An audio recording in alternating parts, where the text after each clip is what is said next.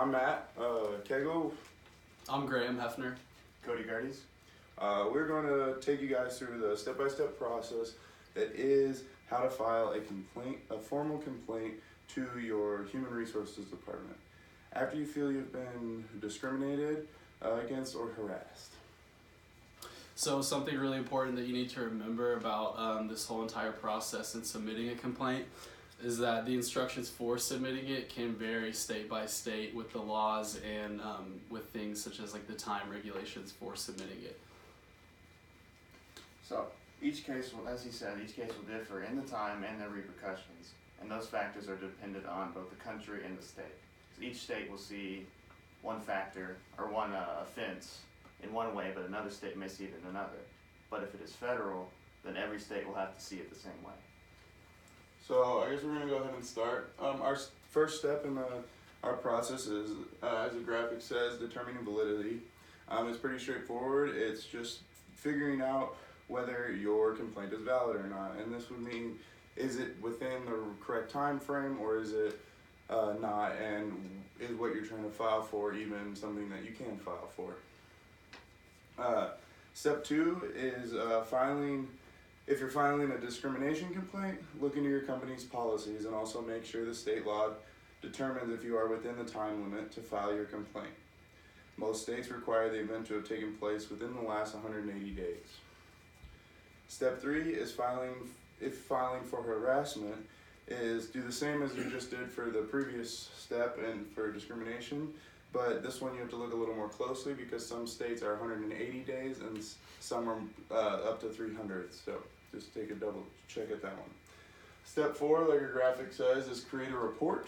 This means you need to start your formal written report by opening up a Word document or whatever other form of document writing you want to use.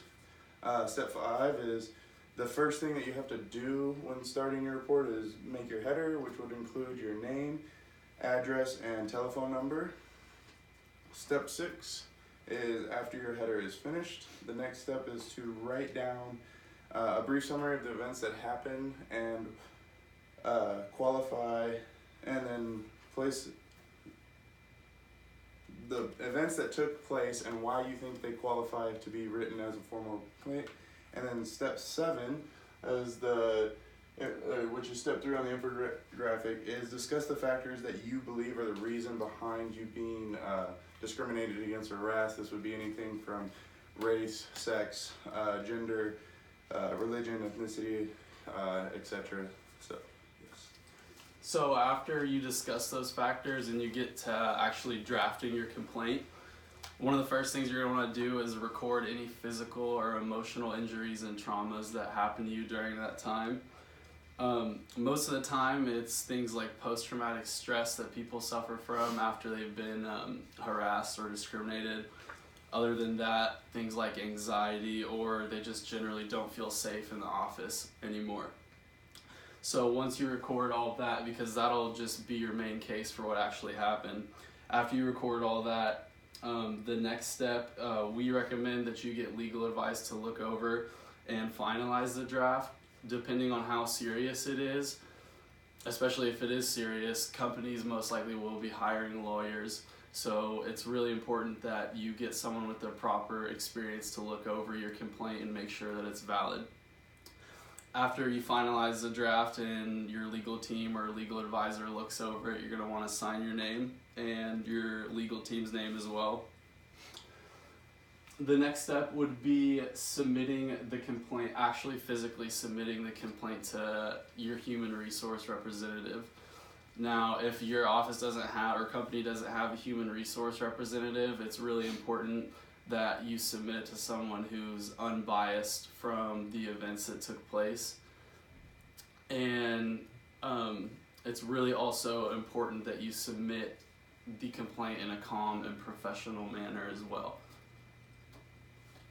Okay, the next step is step 15, and this is if the complaint is urgent, then you need to find your HR person and tell them immediately so they can make this a priority and get it done. The next step is all the details, the legal details that surround your complaint need to be kept within your legal counsel, because if anything gets out, it could affect your case, it could be thrown out completely.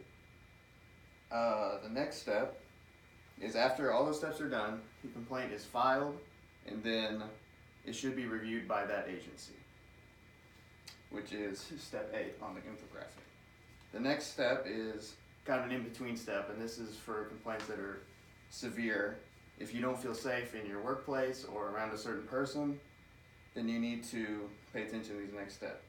And the next step is you go to your HR, your boss, any superior that you feel needs to know, and then tell them give them all the reasons that you don't feel safe.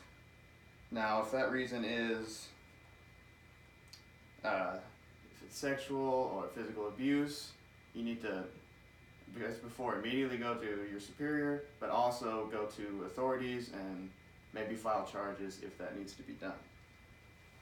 So step 21 is step 9 on the infographic, and this is if your complaint is reviewed and it's not rejected, then the company should take proper action, and then that would fall in line with the state laws and then also the code of ethics, and this could be handled internally or externally.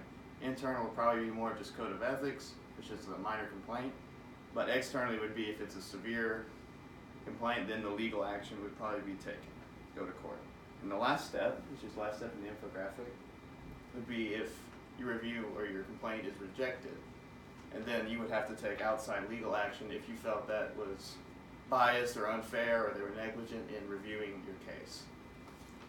So it is important to remember that each complaint is different and that you have to be patient throughout the entire process. Each case could take a different amount of time, and you have to keep that in mind. So do the things right and try not to cut any corners and hope for the best.